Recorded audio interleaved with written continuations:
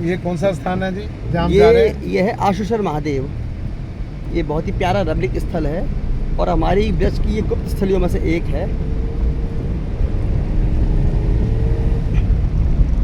यहाँ की बहुत मान्यता है और ब्रज के 5 महादेव, हालांकि यहाँ पर तो हजारों महादेव हैं ब्रज में, लेकिन जो 5 मुख्य महादेव हैं जो ब्रज के चारों कोनों में हैं, उनमें से एक महादेव ये भी हैं।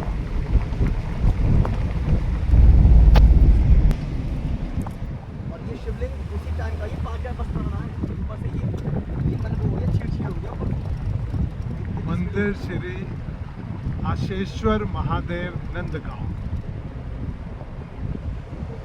इसका शिलान्यास भी प्रधानमंत्री और योगी जी के द्वारा।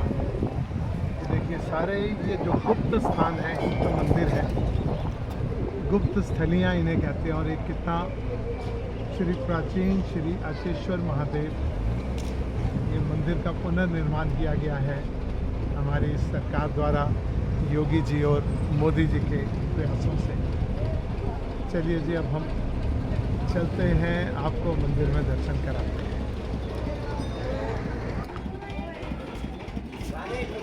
प्राचीन मंदिर श्री आशेश्वर महादेव। यहाँ पे आपको ऐसी चीज़ दिखाई जाएगी, हाँ, आप भी आश्चर्य करोगे। ये देखो, और देखो राजा सूरजमल ऐसी पद्धति है। यदु वंशावली, यदु से आरंभ होने के बाद ये देखिए बिंदु रथ तक, और उसके बाद फिर शूरसेनी, भोज, हार्दिक, शूरसेन, पांचजन्य, वासुदेव, नंद, योगीराज कृष्ण 44वीं पीढ़ी में थे। उनका पुत्र प्रद्युमन, अनिरुद्ध, व्रज, चित्रसेन होते हुए महाराजा सूरजमल भी उसी पीढ़ी के हैं।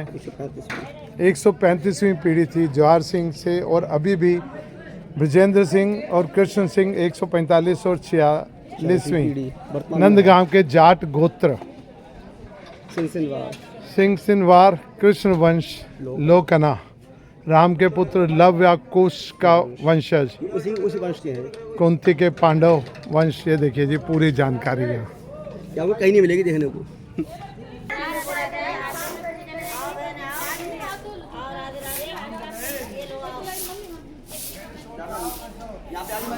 पानी ले आता हूँ चढ़ाने के लिए जी।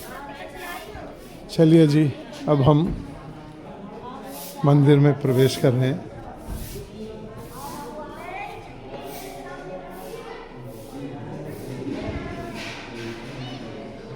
भगवान शिव यहाँ विराजमान हो गए थे।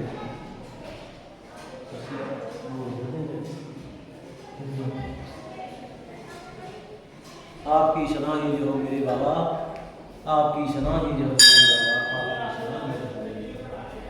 आपकी शनाही जो हो मेरे बाबा, आपकी शनाही जो, आपकी शनाही जो हो। इधर आ जाओ, कर दीजिए।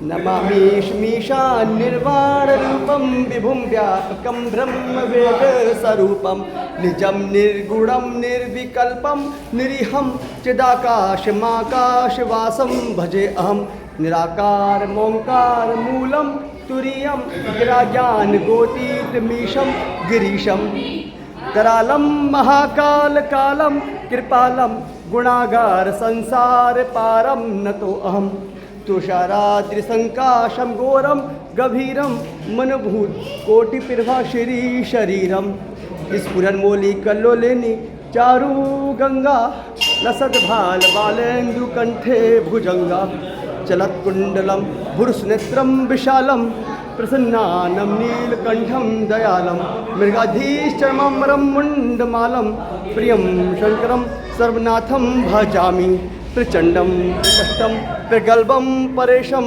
अखंडम अजम भानुकोटि प्रकाशम त्रियशूल निर्मूल नमशूल पाणी भजे अहम भवानीपति भाव गम्यम कलातीत कल्याण कल्पांतकारी सदा सज्जनानंद दाता पुजारी चिदानंद संदोह मोहपहारी प्रसीद प्रसीद प्रभो मन मखारी नयावत उमानाथ पादार विंदम भजंती ही लोके परेवा नराणाम न तावत सुखम शांति संताप नाशम प्रसीद प्रभो सर्वभूताधिवासम न जानामि योगम जपम निर्पूजाम न तो हम सदा सर्वदा शंभु तुभ्यम जरा जन दुखो शाश्वतीयमानम प्रभो पाहियापन मम्मीश शंभो विद्राष्टिल पुत्र प्रदोष ये पठन्ति दिराभक्ति शंभु केह शंभु प्रसेति ओम नमः शिवाय शिवाय नमः।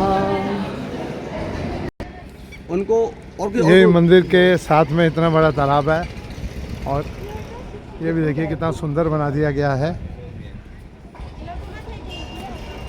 इसी जल का हाँ जी, ये जो जल है रोज इसी जल से हमारे महादेव बाबा का, हमारे आशीष महादेव का, इनका रोज इसी जल से अभिषेक होता है और इनके अलावा और कुछ जल नहीं चाहिए। शिव जी इसी जल को ही गंगा जल मानते हैं। बहुत बढ़िया। अच्छा, इसकी कथा के बारे में बताइए, ये यहाँ क्यों आरंभ हुआ? जब हमारे श्री कृष्ण जी ने, हमारे नंदलाल ने जब यहाँ पे अवतार लिया था ब्रजभूमि में, तो उनके दर्शन करने के लिए सभी देवी देवता अपने अपने रूप धर कर आए थे, जो कि ग्वालिन के रूप में, गाला के रूप में, तो उसमें संत के रूप में, एक साधु के रूप में ये भोले शंकर भी आए थे। लेकिन क्या हुआ कि उनके गले में सांप लटके हुए थे, कान में बिच्छू लटके हुए थे और उनकी लंबी दाढ़ी मूछ देख के यशोदा मैया डर गई। उन्होंने कहा जब तुमको देख के जब मैं ही इतना मैं डर रही हूँ तो मेरे लाला तुमको देख ही नहीं पाएगा। तो इसके बाद भोले शंकर ने उनसे रिक्वेस्ट करी, प्रार्थना करी, मैया मुझे तुम नंदलाला के तुम दर्शन करा दीजिए। उन्हें दर्शन नहीं कराए तो श्री कृष्ण वहाँ पर रोने लगे। मैया बोली देख मेरा लाला अभी रो रहा है, तू यहाँ से जा यहाँ से। अब भोले शंकर जी यहाँ पे आके रूठ के बैठ गए। वो सामने यहाँ से करीब 2 किलोमीटर दूर यहाँ से, यहाँ पर नंदगांव है, अभी इसकी पहाड़ी दिखाई देगी आपको जी। तो 2 किलोमीटर दूर यहाँ पे आके बैठ गए। यहाँ पे आने के बाद जब श्री कृष्ण जब चुप नहीं हुए, 3-4 घंटे लगातार रोते रहे, तो फिर उनकी सखियों ने कहा, ग्वालियरों ने कहा कि भाई ऐसे तो श्री कृष्ण चुप होंगे नहीं, लगता है वो संत कोई बड़ा संत होगा और उसी के दर्शन करने हैं हमारे इसके पता लल्ला को। जब उसकी ढूंढा खकोड़ी मची तो यहाँ पे भोले शंकर यहाँ पे तपस्या करते हुए यहाँ पे दिखाई दिए। उनको मना के ले गई। यशोदा भैया ने कहा कि चलो जी हम आपके दर्शन नहीं, हमने करने नहीं दिए, अब तुम इनको तुम दर्शन दीजिए। तो फिर आशु सर वो उस यहाँ पे श्री कृष्ण की आशा लेकर यहाँ पर अपनी तपस्या करने बैठे थे। आज ये मान्यता है कि जो अपनी आशा लेकर यहाँ पर कोई अपने यहाँ पर आता है तो फिर इस जगह उसकी आशा अवश्य पूरी होती है। और आशा पूरी होने के बाद यहाँ पर दाल बाटी चूरमा का यहाँ भंडारा भी कराता है वो। यहाँ पे मेरे काफ़ी ऐसे जानकार हैं, मित्र हैं, उनका बेटा आज को फ्लैग ऑफिसर है, कोई कुछ है, उन्होंने यहाँ पे भव्य रूप में दाल बाटी चूरमा करवाते हैं और 500 गांव के लोग यहाँ पर आते हैं। अरे वाह, उसके प्रसाद पाने के लिए। तो ये मंदिर का निर्माण कब हुआ है? ये तो निर्माण तो उसका प्राचीन काल का ही था, अभी जो लेकिन अभी वर्तमान में इसका निर्माण इसका योगी सरकार में ही इसके दान स्वरूप में हुआ है, लगभग 7-8 साल पहले इसका। बहुत सुंदर, बहुत बहुत धन्यवाद जी।